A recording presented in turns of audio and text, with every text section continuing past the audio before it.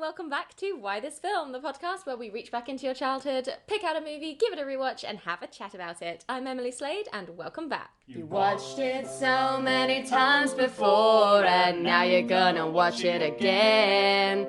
But it's been so many years since you last saw it, and now you show it to your friends, and they're like, what? What am I watching?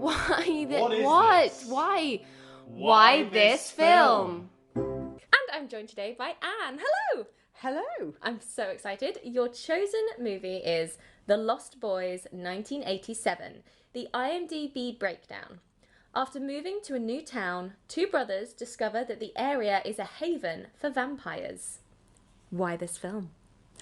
Well, I think this film...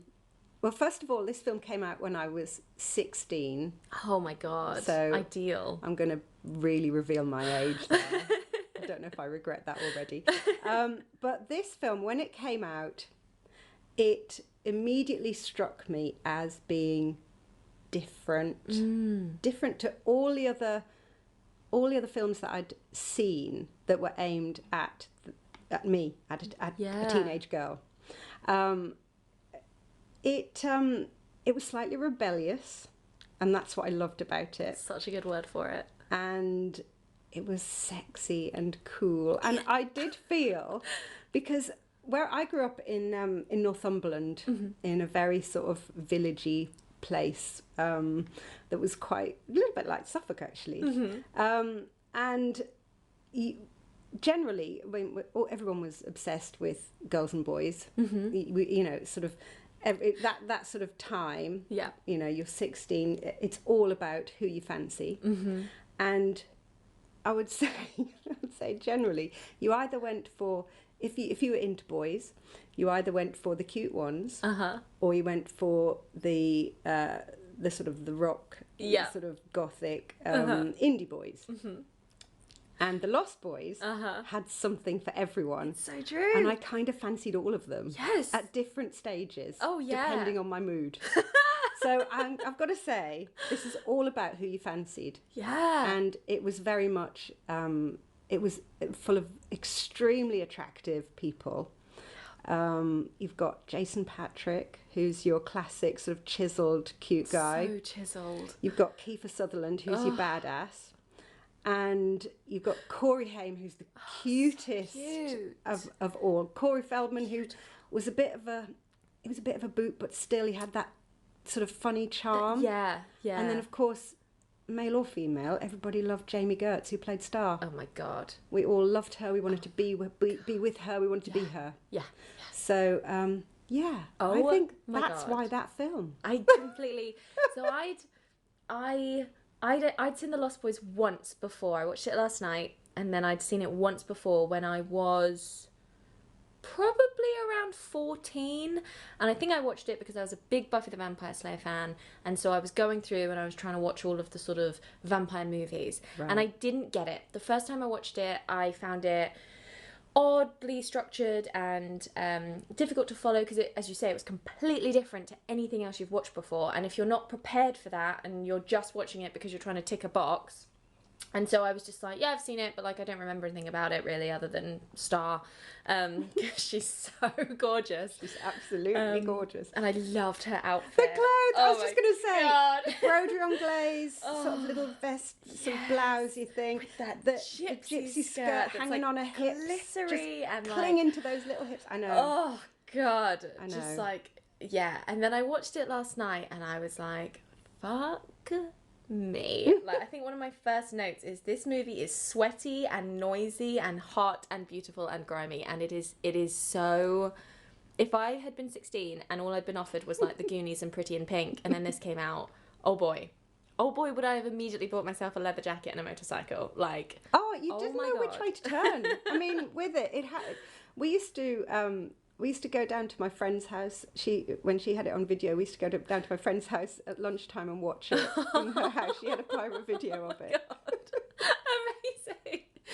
And then just get back to school whenever. It was so hot. It's and the reason I think I didn't get the structure as a kid, because it's sort of, the plot is sort of exactly what the IMDb breakdown was. It's like some kids move to Santa Carlos and like, oh, there's some vampires, and like one of them sort of accidentally becomes a vampire, and then they need to like not make them a vampire, and like, and then everything else in between is just hot, sexy hotness. Yes, it's literally who's going to shag who. Yeah. That's it. So it's a terribly shallow reason to want to watch this film. Oh but my honestly, God. when you're 16 and hormonal... please, when you're 30 and hormonal. Well, yes, exactly. But also, at that time, there weren't any... I don't remember seeing any vampire films. Yeah. Certainly not anything that was aimed at sort of our age group. No, that's so true. So this kind of preceded all of that, Buffy and Twilight and all of that stuff. Completely. It's like it gave Buffy the term vamp out. Like Right. to vamp out comes from the Lost Boys. I knew it as well from a reference of What We Do in the Shadows, the mockumentary by Taika Waititi, yes. and at one point they do the worms bit and they're like, oh, we got that from the Lost Boys. That's and right. I finally got that reference last night where I was like, oh, you're eating maggots, Michael. Also, Keith Sutherland's, most of his lines are just him saying Michael, which is also so sexy. Like The way he says it. Oh my God. Become one of us, Michael. Like literally everyone's gonna shag everyone in this movie. Like it's so open and sensual, and even when it's like really gory, it's still like weirdly sexy. Yeah. Like, because they don't push this romantic vampire. They don't push this Dracula sort of Twilighty vibe where everything's really like sexy when you get bitten. It's like ferocious and really gruesome, gory, yeah, but and it's brutal, still sexy. yeah, incredibly so. And the music as well. I have to say, when I hear, I still get goosebumps if I hear "Cry Little Sister." Yeah, I actually love that song anyway. it's so good, and that, they use it so well. Yeah, and then "People Are Strange." I mean, those two songs. If I ever hear those, I immediately think about the Lost Boys. Yeah, "People Are Strange." I was obsessed. It like opens and sort of closes the movie, and the second I'd never heard that song before, but I was like, oh my God, like. Alexa, play the Lost Boys soundtrack. Like, it's a great soundtrack. It is a great soundtrack. It's so good. It's so, and just that opening scene of just like, it's directed by Joel Schumacher, who I think did Batman and Robin amongst random other movies. Took on the Batman franchise, I think, after I can't remember who did it before him, but he took that on. What else did he direct? I think he did the 2004 Phantom of the Opera. So he's just always, and he's one of those directors. I feel like I should know loads of his films, and yet I know his name, and yet I can't think of anything that he's. Yeah, Batman Forever, Batman and Robin. I know that he was trying to push for a sequel, because for years afterwards we were waiting for the Lost Boys 2 or something. I mean, that's kind of it was sort of a bittersweet thing. I think it's because you want more of the same, and we knew that if he's going to bring out another one, it's probably not going to be as good, because they generally aren't. And it would be difficult to recapture. And the reason that it was so good is because it had an impact, because it was new and it was fresh. And like you say, we had did he direct St Elmo's Fire? Sorry, I've just gone. No, that was probably Brat Pack. Oh no, he did, you're right. He did. Yeah, so that was going to say, so St Elmo's Fire... assumed that was like a John Williams-y type thing. Like so St Elmo's Fire was the other sort of teen film that I just absolutely loved, because it had, I don't know what, it just had that slight edge. Yeah. Because the rest of them, like you say, they were kind of, well, Pretty in Pink was all right, it was quirky, but it was a bit... None of these films had a sort of a real plot structure that you could kind of go. It was all about the relationships. Apart from The Breakfast Club, which I wanted to do on Why This Film, because that was the other one. But the Lost Boys, The Breakfast Club and the Lost Boys and St Elmo's Fire sort of stand out for me as those. Yeah. There's just something different about them. Definitely, it felt different. It felt like no movie I'd ever seen before, and like I was reading the history of it. And obviously, like, with the term The Lost Boys, it was meant to be this idea of, like, what if Peter Pan came back and, like, still hung out with everyone? And the mum was meant to be called Wendy. And it's still got those themes, those Peter Pan-ish themes, because definitely. I want to say isn't he the, like, granddad from Gilmore Girls, plays the video store owner? Max. Yeah. Yeah. What's his name? Ed something. Yeah, Edward Herman. I told you I'm Max. terrible with names. It's Ed. Yeah. And I did remember that from my first, even though it'd been years, and I remembered that he was like a surprise villain. I remembered that much. And he obviously spends his sort of time wooing the mum. And they tell you very early on that he's the head vampire. Yeah. And then they try and sort of trick you into thinking that he's not. And then, of course, he is. And he was brilliant. He's just got such a good look. Yeah, he has. And, like, I love all the unspoken stuff. It's like, oh, my boys need a mother. And it's like, your boys, so do you find these kids and turn them into vampires, or have you been here for centuries? Like, we don't know, and it doesn't matter that we don't know, because all that matters is Michael's turning into a vampire, and we need to stop that because, oh my god, Corey Haim. Oh god, I'd never come across him before. Had you not? No. I was completely in love with him. Gorgeous, charming, funny, so funny. Beautiful he boy. does that, and the line as well, my favourite line out of the whole film is when he says, "She's one of them, Michael, and don't say that makes her a bad person." That doesn't make her a bad person. It's so good how he delivers that, because he's so quick, and he's sharp, so and he's articulate. charming. I loved whatever. You're a goddamn shit-sucking vampire. You just wait till mom finds out. It's so good. He's so gorgeous, and like I love that. I love that there's this really strong brotherly sibling relationship Very throughout. much, yeah. And it's not at all. It keeps subverting, I remember being disappointed that Star doesn't play that big a role in it. She's very sort of passive. Yeah, me too. Which is even a at the bit time, frustrating. even at the time, and I've got to say, when I was looking, when I watched it again recently, it did sort of, it kind of stuck out to me that that obviously now there is such a you talk about the Bechdel test, is that what it's called? Yeah.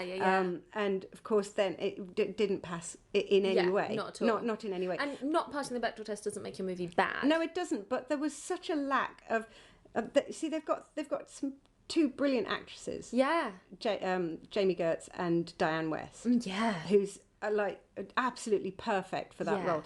But the one thing that has always annoyed me about the film is how taken in she is with Max. I wish they hadn't made her character so very taken in with Max. It's really interesting. I on the one hand, I really loved that the sort of damsel in distress was the mum, just from the sake of if anything, Star isn't passive in that she invites Michael into the tribe, like either by accident, knowingly, or on purpose. It felt very like people just following the script, like, oh, she's gonna get on his motorbike even though Keith Sutherland is her boyfriend or whatever. Yeah. And she's calling the shots. She's got this real maternal role with Laddie, the little boy that's going to be turned into a vampire, and like that's fine. And then it's the mum that becomes the damsel in distress, which is nice to see that it wasn't the sort of like hot 16-year-old woman. It was the like hot, however old mum. Yeah. That becomes the sort of focal point of the drama at the end and has to make the choices. I think they sort of justify it for me for a movie that's only an hour and a half, that's jam packed. Yeah, it is short, isn't it? Yeah, which is good because I think it could easily have gone on way too long. Yeah. She divorced her husband, and unfortunately that meant that they've had to move back in with her father in Santa Carla. And so she's like, no one's asked me to dinner for ages, so I'm going to go. And, he is tall and he's sweet and he's charming. So I do get it. And it's useful for the plot for her to fall for him so quickly. But I know what you mean, especially if somebody's dog chased me down a pathway like his does her. I would never see that person again. No. I would be like, what the actual hell are you thinking? So true. But she, and the fact that I know she's got this thing with the boys are sort of, she doesn't believe them because she thinks that their motives are just purely because they don't want their mum to be going out with this guy. But that just still does get on my nerves. That I go, can you not just make her even a little bit suspicious? Yeah. But, and with regard to Star, you're right. We just want to see more of her. Just more of her. We want that because I feel right like there on the poster. I know, and you feel like you don't really get her character. No, there's a she very, doesn't have very a character. It's very superficial and on the top, and she's just a catalyst, isn't she? She is. It's a shame because I think everybody who watches it just wants more of her. Definitely, like for whatever reason, either to join, because even at the end when it's all starting to take effect and we get Michael's full on vamped out, Laddie's full on vamped out. Star is at the same process, if not further along than those two. Yeah. But she doesn't vamp out. She gets to stay pretty. Yes. She doesn't, like, even to just let her also do what would make sense within the plot, but they don't, because they're like, she must be gorgeous and maternal and passive. Yeah. She doesn't kill any vampires. She doesn't, like, the dog does more than she does. Like. Nanook, who is gorgeous. And just Nanook. I mean, I love that the dog is called Nanook. Yeah, it's so cute. It's such a great name. And like the way it's filmed, it's lots of scenes take place at night. We're on this boardwalk where there's this like neon lit up fun fair. I mean, just that opening when they're walking around the carousel and you're like, oh my god. Well, like you say, it's noisy and it's grimy. It's so true. And then they're at that concert where there's that like hench guy that's like just dripping with like oil and sweat and everyone's like, ah! Like it's so good. But there's humour in it as well. Yes. And that's the other thing that I love about it, is the comedy of it with the two Coreys. Because that's how they then went on to become this sort of double act. But the some of the lines in there, I love that they give the lines to the young, cute, cheeky boys. Yes, the like the drama of the older teenager struggling through, and then the sort of meta self-awareness of the like, and the way the Frog Brothers are so like they take themselves so seriously. Like it really shocked me that Corey is it Helm, is that his name? Corey Haim. Yes, he's doing this like no, the other Corey Feldman is doing this like really like deep sort of like, he does. And I'm so used to him as Mouth in the Goonies, and then he's here with this, so I don't know if his voice just broke and like that's what he sounded like now, or whether he was purposefully doing this like, oh yeah, you need to take me really seriously as a vampire hunter, and like the way they invite Corey Haim into their like sort of troupe so early on, and like it's just such a funny thing to have. Like there's these two brothers that work in a comic book store and they try and hunt vampires as often as they can. Like it's really nerdy. I love how nerdy they are. They kind of remind me of like, you know, sort of Simon Pegg and Nick Frost. Yes, in Spaced, or you know, in all of their films, in Paul and stuff like that. It's just that sort of that just bond, a bit like geeky, but everybody kind of loves them. But they take what they do unbelievably seriously. Get yourself a garlic t-shirt, doesn't he? You gotta kill your brother. I'm not gonna kill my brother. Like kill your brother, you'll feel better. Yeah, kill your brother, you feel better. It's true. It's so good. Like the whole, like they don't. I know people throw this around so often, but they don't make movies like this anymore. And like it's just, it's got a bit of everything, and like it's so good. I mean, the whole movie ends on a joke. Yes. Like it's so good. We've had this incredible third act with the lighting is just phenomenal. Like they're in their like Texas Chainsaw Massacre house, which is like so scary to begin with, full of like dead animals, and like they've done something to the lighting where they've made everything like red and black and dramatic, and then all of the vampires are coming in through all of the different means, from the chimney, from the window, they're hiding behind doors, they're under beds, like it's so good. And then we get to just systematically go through and like knock them off one by one, and they're all, and I loved that when they were initially having their conversation about like every vamp dies differently. I'm like, yes, give it to me. I'm so excited now to watch you take out a vampire one by one, and how you're going to do it. It's like Gremlins. It's like when they take out all the gremlins and they do it in different ways. It's like, this one's going to be death by stereo. This one's going to be in the bath of holy water. Like, and like horrific, like melting faces, skeletons, like, so good. I mean, yes, I love it. It does kind of get, they literally do that sort of thing about, let's do that and do it more. Yeah. Just keep blowing it up and blowing it up and blowing it up. Full on promise of the premise. I know, the bath death is quite horrific. It's so scary. It's really scary. It's so good. It's so good. And like what I loved as well is that the Frog Brothers, for all of their sort of like pompousness and like sincerity and like willingness to do this and the bravery of it, as soon as they're confronted with like a vaguely holy water splashed vampire, they're on the floor hugging each other, screaming. Like I had to keep turning it down because people would just scream, which is so valid. Because if I was having to push a vampire in the bath of holy water and then watch it melt down to a skeleton, I would be screaming. I'd be like, oh thank God I've killed him, oh my God, this is horrendous and so scary, oh God. And like, it's so real. It's so true, because actually this is their dream come true. Yeah. They finally found some vampires and they're absolutely shit scared. So scared. Which you would be. Yeah. It's so good. They're like the big hard guys, right? In the comic store. Yeah, with their gear. We got this. Check my gear. You check your gear. Exactly. As soon as they're faced with it, it like, just becomes they're little boys again, aren't they? And they are, and it's so good, and I love that about it, and I loved the fighting. Like they did it so well, and like yeah, it was such an enjoyable third act. And then Max obviously comes round and like reveals himself, and their vamp faces are really scary. Joel Schumacher must have done something, I think, where every time they have a vamp face, they're lit in a certain way. They are lit. They sort of go, well, because their eyes change and everything, but everything kind of takes on this yellowy, pinky hue, doesn't it? A weird because sort of before look. then it is sort of like that kind of, their faces are kind of shadowed and chiseled and sort of beautiful, gorgeous, so absolutely gorgeous. And then they're sort of greyed out, but this sort of yellow, it's like almost sepia, isn't it? Yeah, it is. It's funny, and they're all still really hot as vampires, obviously. Jason Patrick is a gorgeous vampire. Oh my God. Oh my God. So I think they could have done Star as a vampire and still made her absolutely. Yeah, she 100% would have been hot. It's funny though, isn't it? How they were like, no, like the kid got to be a vampire.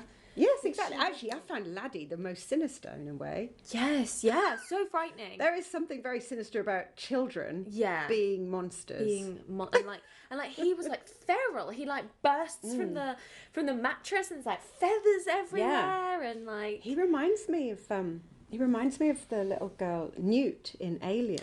Yes, you know what I mean? that got like that sort wild of hair and elfin little face. Yeah, it's so true. Scary children are really scary. Children are utterly terrifying, like especially blonde ones. Exactly. So frightening. Yeah. But no, I loved it, and then I did love that like the mum Wendy, she's just like, Lucy is her name. Yeah. She like immediately accepts what's in front of her. She's like, okay, you weren't lying about the vampires, and now I feel like I need to. And I just loved the family aspect of it. So often things are driven by romantic love, and yes, all of Michael's story is driven by romantic love, either for David or Star. Like it's up to interpretation there, but I loved that actually the fundamental climax comes down to this familial love of like, I need to rescue my boy as a mother, and I need a mother for my boys, and like this whole idea of family overriding romantic love is really, really nice, which is probably also why as a teenager I was like, nope, I'm all about the romantic love. Yeah. And it's only now that I can appreciate other forms of love in films. And then when you see it in something that came out in 1987, it's like, oh wow, yes, like brilliant, good, exactly, like, amazing. And Diane West is she has such poise. Yes, yeah, she's amazing. Like in a crisis, so she's one of those people that she's like a sort of, it's almost like she's like a nurse. You know, things go really bad, she just immediately really gets very calm. Yeah, she's only angry when they're sort of kicking off, or you know, or I don't know, like just acting up. But if there's an actual problem, she just becomes immediately sort of right. Yeah, let's just deal with this, shall we? Sort this out. Come on now, everybody. Yeah. You know, and there is this whole, you're right, but there is this whole maternal thing in there, because Star with Laddie and you know, and Lucy with her kids, and you realise, you know, that that's who she'd do anything for. Yeah. And it's weird because of course then when I first watched it I was a teenager. Now I'm watching it and I've got teenage boys. Yes. And would you take the vampire man's hand to save your boys? Oh my, would I? Yeah. I mean, it's sort of, you think, and that's the other interesting thing when I watch it now. I think, well, first of all, you'd believe them. Yeah, yeah. And you would, you just would.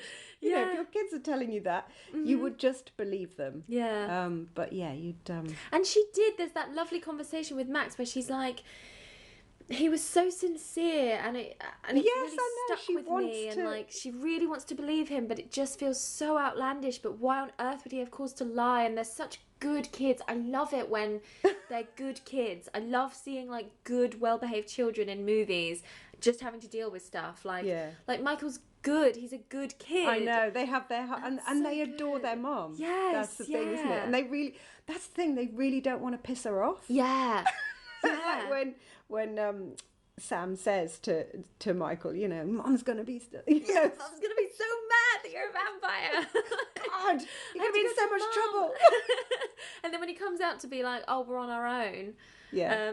Because he full on was like, well, we have to get my mum involved. Like, I know. I love that their thing is like, don't like annoy Mum and don't please let's not get into trouble with her.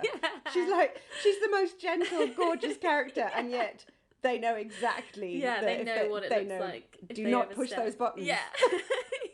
It's really mother's wrath. So good. And like even like when she comes home and obviously the house has been utterly destroyed in the most beautiful way. There's been like blood pumping out of every like plug hole and pipe, and there's just like the kitchen is splattered with red, and really nice moments. Like Michael sees that the kitchen is like pumping with blood, and there's a moment on the stairs where he like stops to almost like pursue that because he's like hungry for it, and then like grapples and then like follows Sam, and it's like the briefest of moments, but it's just really good. You believe that these kids are vampires, and you believe, I mean, the way they became vampires was so simple. All he did was drink some blood. I know. And then he was a vampire, and you're like, fuck, no wonder they have a vampire problem if it's that fucking easy. You could slip that into the water supply. Like. Exactly, you could.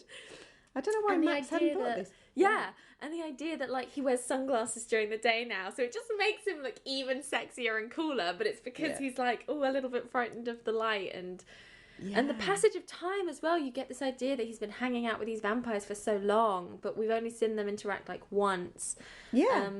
It's crazy. There is this, when I first watched it, I do remember it going quite quickly, and you don't have a chance to sort of think, well, you don't have a chance to think about the time frame. Yeah. And then, of course, like the plot, it doesn't really matter. Yeah. None of it really matters. It's all in this sort of dream state anyway. And it's all about, the relationships and the characters anyway, so... Oh my god. Yeah. So and there's like two scenes that we haven't mentioned that I really loved as well. Like this thing, it's just a series of really good moments. When Max first comes around for dinner and you've got the vampire hunter brothers and Sam trying to like expose him as a vampire, and it's just a brilliant like... That is so good, and, with like, the garlic. And like they're trying to like showcase his reflection, not in the mirror. They're trying to like put garlic on his pasta. They're trying to like put holy water on him and all of these things. But you're there, like, I don't know for certain that this man is the head vampire yet. And no, you don't. And as we've just mentioned, like, you're like, oh god, like, stop fucking this up for your mom. And like Sam's feeling that. He's like, I really don't want to fuck this up for my mom, but like I need to expose this man as the head vampire because Michael's in trouble. And like, and that's all there underlying, where you're like, oh, the like cringe, like meet the parents aspect of it, but it's so weighted, which is so bizarre when you think of like sort of how shallow the movie is, but it isn't shallow. It's got these heavy weighted moments where everything's pulled down by this family and this love of this family, and like you say, wanting to do something that's right, but also wanting to behave well. Yeah. They know that they can't, like, I love that they know they can't cross a line there either. Yeah. Like, oh, I don't know how far I can push this. Like, just stab him through the heart with a steak knife. And then there's that relationship compared to the Frog Brothers, whose parents are just like comatose the entire movie. They're just like passed out in the comic book store the whole time. They never wake up. You never get to see them. So they're feral in a way as well. They're lost boys as much as the vampires are. Yeah. And then there's the scene where Michael comes to meet them and they're all up in this tree and they're watching this bonfire and Walk This Way is playing, and it's so good. Yeah. And they're watching all of these like sweaty, big, tough men, because that's what's cool as well. They could easily do this thing where they're pursuing like young, pretty women, but they're not. They're like these macho men around a bonfire having beers, and all the vampires are up in a tree, and they're all like indie rocker like vibes. And the tree is lit so beautifully. It's like lit from the bottom, and it's like orange. And it's when we first get to see their vampire faces, and they're having fun with it. Like they turn around, and the Bill and Ted one is like, oh yeah, Alex Winter. What a mullet. Oh my God, he pulls it off. Like he does.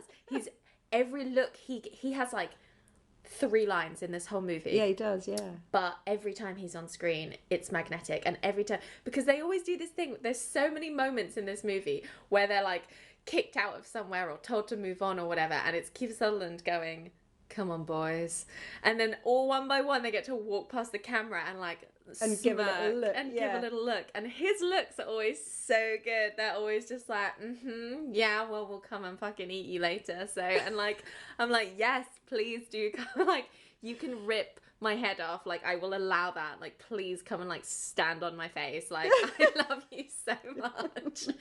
Like so good, so sexy. And then like when he becomes a vampire and Michael's there and he's like, hi Michael, and like they love it. They're having so much fun. They're like, isn't this great? I think the whole thing about bringing Michael into the fold is that's a really sort of wonderful sort of piece of cinematography, isn't it? Yes. The whole sort of that whole bit of sort of the storyline and how it's shot and everything, and it is about seduction. Yes, totally about seduction.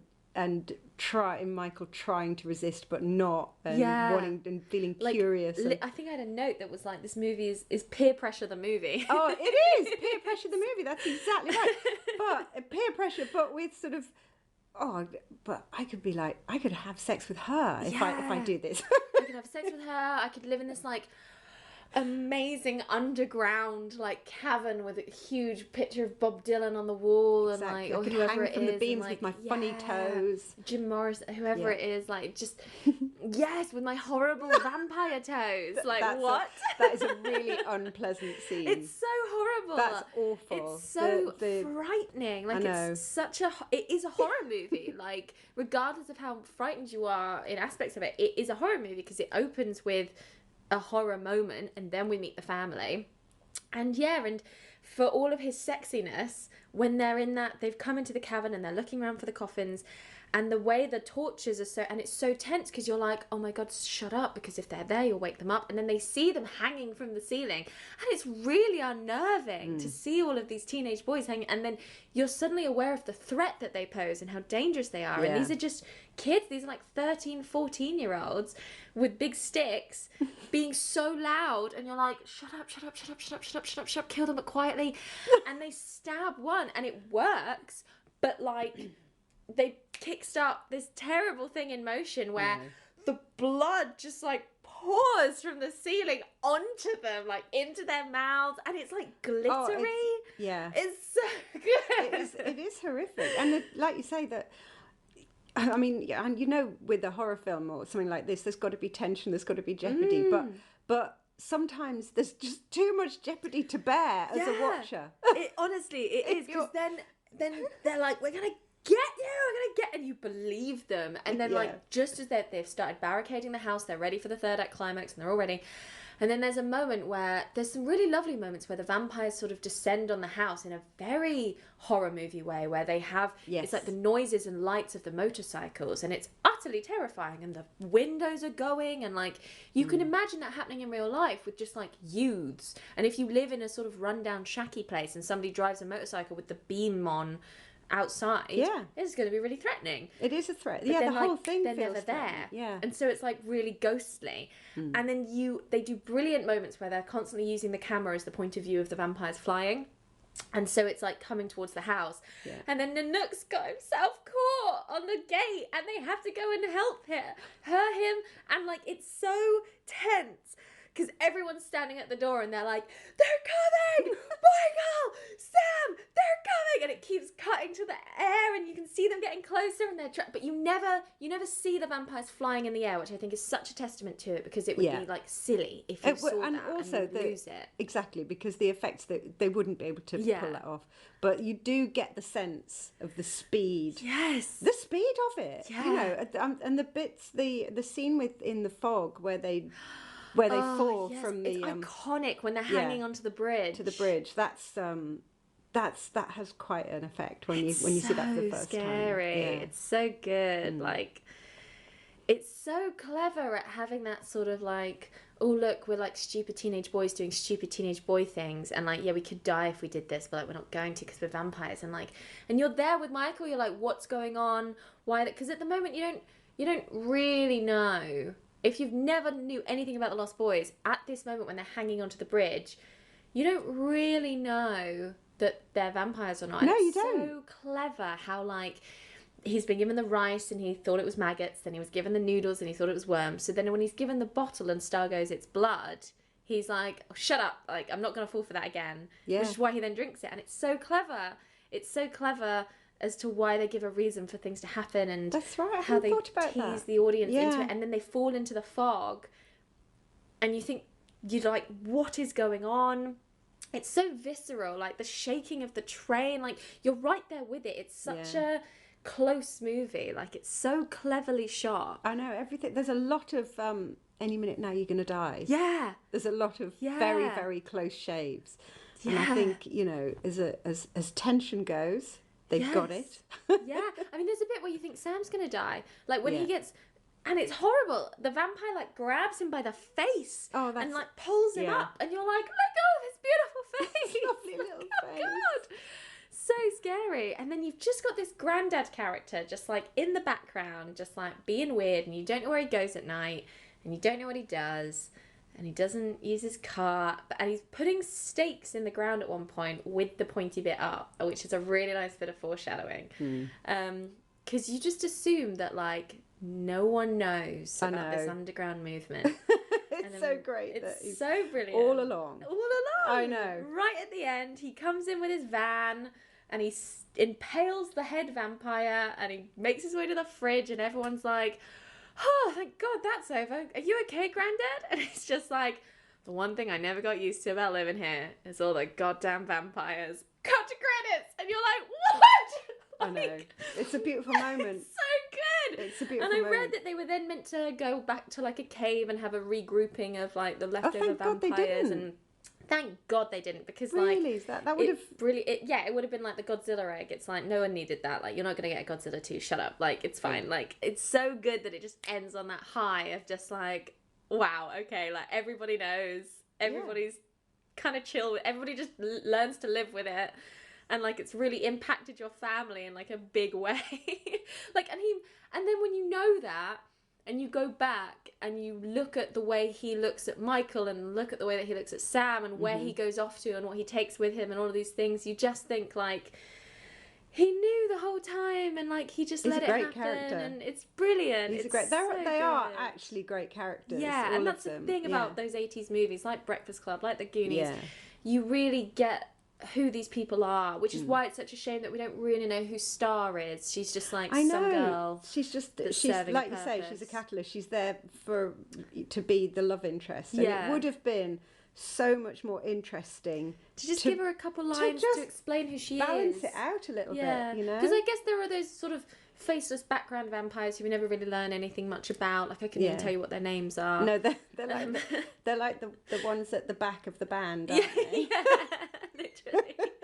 You're just like, the guys at the back just sort of moving around, playing a few instruments. You know, the ones we don't really know their names, and they're all right. But they're just there to make Kiefer Sutherland look like the coolest one in the gang. And he is. He's so cool. Yeah. He just drips with coolness. Like, he does. He's got such a great look. He does. With his bleached, spiky hair. God. I know. It's such a great image, him with in his leathers, with it, you know, that lovely, fantastic coat, and on his motorbike, and just sort of staring into the camera. It's just a great look. It's so sexy. I know, it is. But like I said, I mean, there really was something for everyone. Yeah. You know, depending on what your Yeah. Which area Who you want. who you fancied. Like, they're like the Spice Girls. They cover the bases. Like. Exactly. Yeah. Certainly for a girl growing up in Northumberland. Yeah, I can completely get that. So, like, when you return to it, does it hold up? Obviously, like, the character of Star's a bit disappointing, but like... Yeah, that's what I think when when I watched it again, there was a bit of disappointment. Because I think it's a missed opportunity. Yeah. Because I think it's a great film with a great premise. And of course, hindsight's wonderful, isn't it? I'm sure probably Joel Schumacher, if he was still alive, would probably think the same. But you look at it now and think, oh, that would have been so brilliant to make that character, to make it not end up as, well, the boy gets the girl in the end and they're absolutely fine, and because poor old Lucy, her guy ends up being the bad guy and getting impaled, horribly impaled and set on fire. So Lucy's still on her own, still single mom, battling through. Now we have to deal with vampires. Not that she needs a guy, but then. And it's funny in terms of screenwriting as well. You'd think, does Star, following the sort of narratives that usually happen, the fact that it's Star's fault that Michael got turned into a vampire, in a way, does that not warrant her to be punished for that? Well, you would have thought, but she's so pretty. They just go, oh, you're all right. Looks a bit sad. That thing you did. Yeah. Oh, that thing you did turned me into a vampire. Like, you literally, like, her motivations are so unclear, and like, you don't know who she is or where she's come from. We never see like a wanted poster for her. No. Because that's what's nice as well. You get this real sense of like, you come and you see the big sign as you drive in, and then on the back of it says "Murder Capital of the World," and you're like, "What?" Yeah. I know, with all the missing people. Yeah, all the missing people. And I mean, I think on a rewatch, I felt incredibly nostalgic. Yeah. For that time. Yeah. I remember sitting in my friend's living room with drinking all of her orange juice and tea and eating peanut butter on toast. Oh, amazing. And watching this film when we should have been at school. Yeah. and just all of us going, like, drooling for the whole thing and quoting it afterwards and all of that stuff. And I just had massive nostalgia for that. And then the critical sort of part of me that, the critical, I suppose, the feminist in me was just... That's a missed opportunity with both Lucy and Star. And the fact that there's only two. Yeah, there's only two women. They never talk and they're both motivated by men. But apart from that, great that they gave them the roles, isn't it? Like, yeah. And because Diane West also is, she's a fantastic actress. Yeah. Like I said, she was... I remember her. She was in Footloose, wasn't she? The mum in Footloose. Oh, was she? Yeah, the original one. Pretty sure it was her. I've never seen Footloose. Oh, that's another one. It's another one. You've got to watch Footloose. But love a bit. But yeah, she's amazing in that. Yeah. And again, she's just got that lovely gentleness. She really reminded me of very both, cool. Like, Rosemary's Baby and like the mum in The Exorcist. Like, she really worked as like this woman in horror. Yes. And like a really nice, memorable character. She's like that. Oh, thank God we've got you there. Yeah. Mum. Thank God. Yeah. Like, and that's so cool because for a movie about the Lost Boys, it so easily could not have had any familial ties. But it's like the central emotional crux and she's a strong character. She's she is a really strong character. I suppose in the end, she's a divorcee and she went there to be on her own with her boys. So maybe it did turn out for the best with her. Max was never right for her anyway. He was too slimy. So weird, isn't he? He was so. That was the other thing. I kind of and probably more so with the rewatch because I just thought, because I'm nearer her age than I am the others, but I thought you wouldn't fall for him in real life. Yeah, and I you wondered wouldn't as find well, him attractive. is there a sort of vampirific glamour maybe happening? Because that's what I put down to when Michael first sees Star at the concert.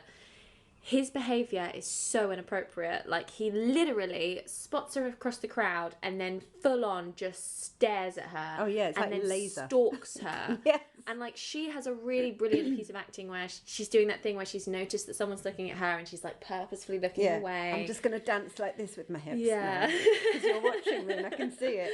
And then she, like, walks away and then she, like... And then he, like...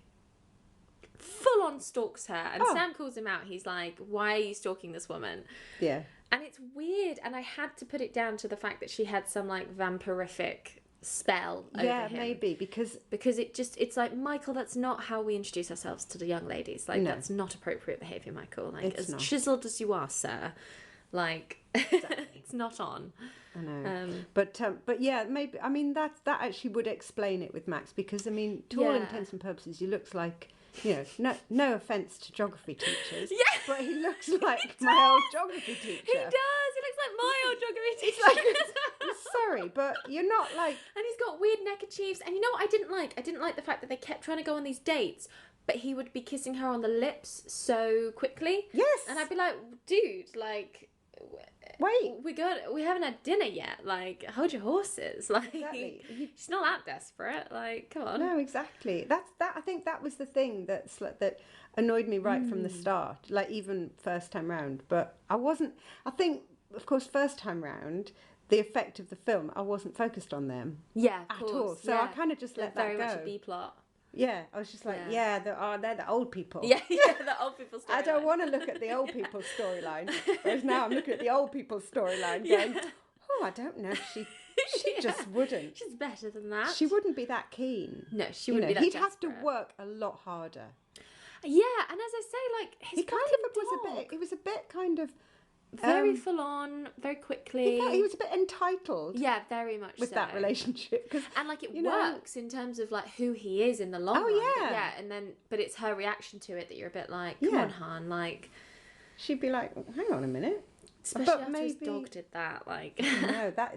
I know. I always get very disconcerted when dogs behave badly, because like, in a Cujo type way. It's the adult's fault as well. Yeah, it's like, what have you done to your dog to make it act like that? Like, exactly. It's weird. But then when she goes around I couldn't help but noticing the food that he offers her up is this like almost tapestry-worthy banquet of like grapes and red wine. Like, even the like food was sex. She'd given him like plain spaghetti with some like meatballs on top, and then he gives her this like goblets of like wine and like a silver platter of like red grapes and like pomegranate seeds, and you're just like, oh, we're in hell and I'm loving it. Like, which also could sort of be a nod to him having been around for centuries. Yes, it felt very because it's sort of medieval, isn't it? Yeah, almost like sort of Greek god, or Renaissance, like, just Dionysus-y, like 100%. And the way he dresses a bit weird indicates that, like, that's always a fun indication that they're like slightly out of time and out of touch. And that's geography teachers. They are so all true. Of those things. Sorry, any geography teachers that listen. Please feel free to write in if you're a perturbed geography teacher that would like to. If you're a cool geography teacher that wears great clothes and doesn't get it slightly wrong sometimes. Oh man, he's looking at you. It's so true, but it's the bath scene was really intense. Like, that was another one that was really like tense. Yeah, where you're like, is Michael gonna eat his brother? Like, let's find out. And believe it could happen. But that song, I yes, I love it. It's so good, and like the way he's like washing his hair, and like I thought I misheard when Michael was like, "Go and take your bath, Sam." I was like, a weird thing to say to somebody. But then, like, he's a kid, so he's got to go take his bath. But he's doing it willingly and with joy, and it's a joy for us to watch. I know, that's what's so awful, is because he's so vulnerable. He's in the bath.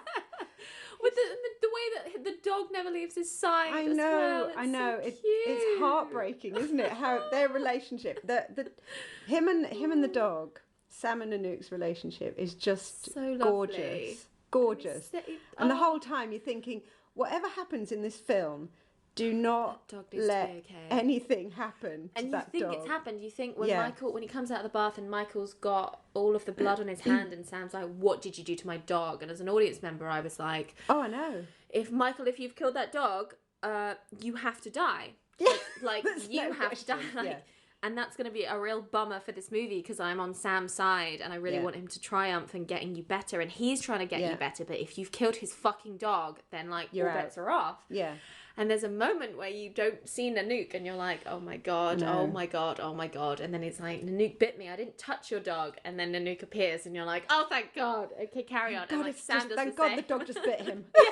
And drew blood. And then immediately Sam's like, well, what did you do to Nanook to make her bite you? And exactly. You're like, great question, Sam. Like, love it when characters are like level-headed and react in a way that you would react, like very real. And that's it feels exactly very right. modern. Yeah. To be, but then actually, I think it's a very thing that happened in the 80s. Like characters would react in that way. Well, funnily enough, Sam is probably the one character that has not really changed over time. Like that, he could stand up today. That character could stand up today. Yes, because so he true. has quite sort of liberal ideas.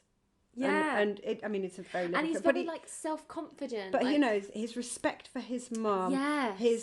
His so calling out Michael on his behaviour with this girl.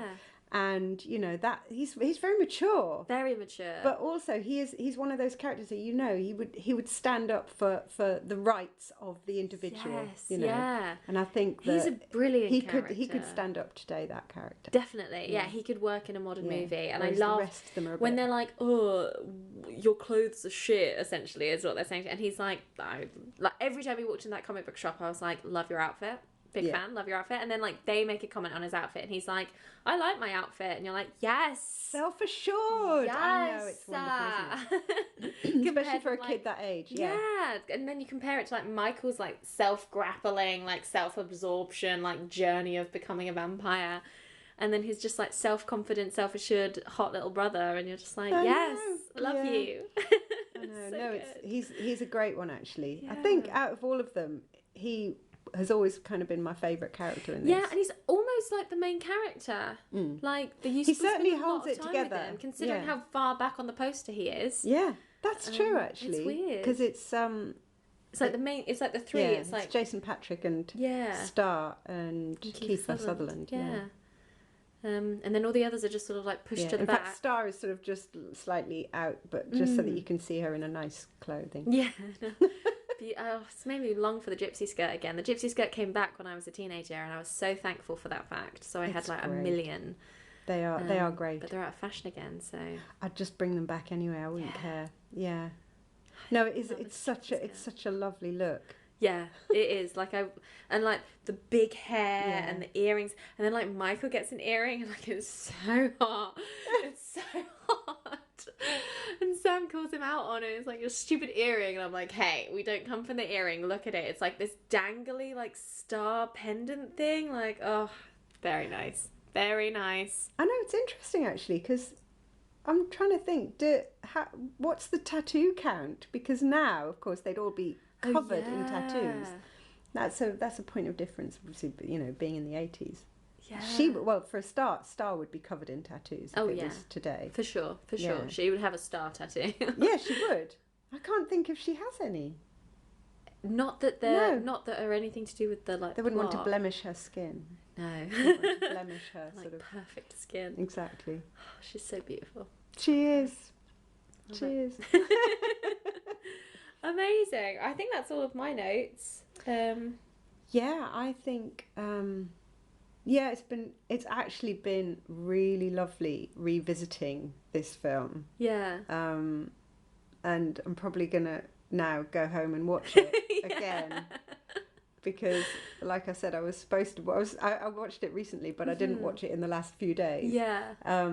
And I really fancy doing that now. It's such a vibe. I think it would work really well playing on a big screen at the like on mute in a nightclub somewhere because it's so beautifully shot and the lighting's so good and it's so sexy. Like, it's a brilliant film to have on in the background. It's a brilliant film to sit and watch properly. Like, it's just such a vibe. Like, and I think I'm gonna like watch it more now that I've like been reintroduced to it and like got to have that thirst for real. Yeah, I think it is one of those films that I will just go to from time to time, just if I want something it's easy. Comforting. Yeah, it's easy. It's a nice, easy watch, which is, considering its subject matter, it shouldn't be, but it is, because it's so well directed and well structured, and just like bits and pieces strung together, just following these people on their journey. Like, it's not trying to say anything huge or like do anything. It's just a nice, fun movie, and like that's exactly. So rare. And they did something different with vampires that hadn't been done at that time. Yeah. And it kick-started a whole trend of like, didn't it?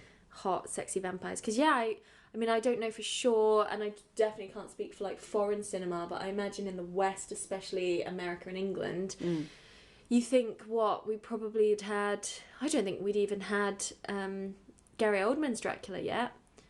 So vampires were literally just like Christopher Lee.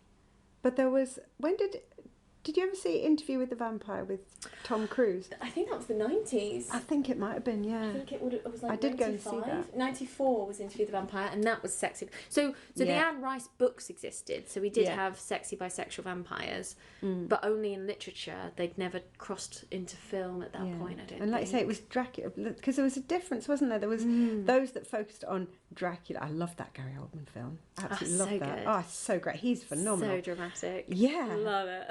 But the idea of just a vampire, that whole concept of vampires as a genre, I kind of loved the Tom Cruise one. Oh my God, I've been meaning to. I haven't watched go that back for years. And what I love about it is like The Lost Boys really kickstarts. Up until that point, it feels like and I could be wrong, but it feels like vampires had been very solitary things. There was only ever one vampire in a movie, and like lots of people, but like only ever one vampire. Whereas this is like, here's like 5 vampires chilling out together, like just homies. Like, I love the idea of big friends. When you think about the concept of that, how his mind worked, going, right, well, we're gonna sort of cross Peter Pan with Dracula. Yeah, yeah. It's so clever. Yeah, it's so great. Good. What happened to the Lost Boys? Well, they grew up to be vampires and ended up killing people in a town. Gruesomely, like when he's biting into that man's head, like it's so horrific. Really, they're not gonna. They're not. But they haven't been taught. So they haven't. They've never had boundaries. This is what happens when kids don't have boundaries. You know. This is why we need a mother figure. We need some kind of parenting that means they have boundaries. Otherwise, they'll be ripping each other's heads off with their teeth. No table manners at all. Absolutely not. Where was Max? And then Interview with the Vampire obviously has the like relationship between Louis and Lestat, which is like two men just trying to raise a young girl together throughout the centuries. Like, it's brilliant. Gosh, Love it. I really need to see that again. So gay. I do remember Big fan. It. Yeah. So great. Yeah. And then of course, like, there's loads of vampires in that movie as well. Whereas you look back at the Christopher Lee ones, there might be some female vampires, but like they never really count because they're always just like the star of their movies. I know. But I wonder if they'd make a remake of The Lost Boys. Oh, they couldn't. It's so intrinsically 80s. Yeah. It is very 80s. Like the whole vibe of it. You can't have mobile phones. You can't have the internet. You've got to have the leather jackets and the big 80s hair and the soundtrack and the like. It's got to be 80s. You couldn't do a modern. You could. It'd be amazing to do it 80s again. But the thing is, would it? But this time, would it resonate? Yeah, balance it out with some excellent female characters. Yeah. You know. And like, is it better that it's the Lost Boys, that they are all? Because the line in Peter Pan where she's like, "Why are there no lost girls?" and he goes, "Girls are far too clever to fall out of their prams," and it's lovely and it's sweet and it's a little bit sexist and a little bit patronising. But then, you know, if I ever met Peter Pan, I don't think I'd like him. No. He's a knob, isn't he? He's a total knob. He's so self-absorbed and childish. He's such a narcissist. Yeah. Honestly. He's the worst. He is. He really isn't a likeable character. He's not at all. At all. And Wendy is infatuated and it's such a shame. I know, it is such a shame actually. But it's so good for her that she's able to break free from that and be like, well, I'm going home now. And so that's almost what you want from Star, where it's like, oh fuck, like I'm here, but I don't want to be, so I'm going to walk away from it. Like, why doesn't she think to like get rid of the main vampire? Why doesn't she think to like stake them all? Why doesn't she? Like, she's just so... She spends most of the movie asleep. Like, she's just... It is... I know, that is a bit dull. Really Let's nothing-y. have her in... And they do put soft lighting on her. Mm-hmm. Very deliberately, because the lighting changes, because the lighting is that very raw, shadowy... Sort of picks out all of the black and the grime, like you say, in the creases of everything. And, you know, all the shadows are there. And then... There's a I remember she's got there the, is like, a scene with her and glow. she's got the glow and the sort of the halo of the soft focus, and she doesn't need to be in soft focus. No, she doesn't. Christ, you could, you know, I mean, she's fine. She'd be absolutely fine in full HD, sort of, you know. It doesn't make sense, does it? No, and it's like, weird. That's the only thing that, looking back, it's a shame. But this is how films were made. Yeah, absolutely. This is what and we like, have. And would it be a different vibe if 50% of the Lost Boys were women? Like, if they were girls? I actually thought it would be better if the Frog Brothers were a brother and a sister. That would be cool. I always thought that. Yeah, I like thought a it would sort be of Hansel and Gretel vampire hunters and she was type more thing. In a sort of a, you know, maybe like in a Stranger Things, like an 11 type character who's just a little bit sort of, a little bit haywire to cover the base of the, like, the Ali Sheedy in the Breakfast Club. You need we've got the princess and we now need the basket case. We don't have, and we've got the mum, but we don't have the basket case cupboard. Just, just like and total badass. Like fearless and fierce. Sigourney Weaver and Alien type vibes. That would be cool. Which only happened because they just happened to cast Sigourney Weaver. Like, they wrote Ripley as a man, but then they cast a woman. And for years I'd been saying, like, just do that. If it's so difficult for you to get female writers in the room and write female characters that are not shit, if that's so much like hard work, just write male characters and let a woman play them, and then she'll be like, I'm going to take out this line where you refer to my period because it's irrelevant. Yes. Kind of thing. But but no, like, get women writers in the room. Absolutely. And better female characters. But yeah, beyond the female characters, like, this is a hot, sexy, sweaty movie, and I love it. So thank you so much. Oh, you're welcome. For bringing it. Well, thanks for making me rewatch it. I loved it. It's a joy. Thank you so much for coming on. Do you have anything that you want to plug? Anything that you're doing? Where can we find you? Oh, where can you find... Well, I have nothing to plug at the moment, but watch this space. If you go to at The Terrified Writer on Instagram, I always post stuff on there. Nice. I'm at Anne Hirst on Twitter, but I post on there less. Mm-hmm. Most of it's Instagram. Yeah, Instagram's much nicer. Yeah. Brilliant. Well, thank you so much for coming on. Oh, thanks for having me. And we'll see you next time on Why This Film. Bye!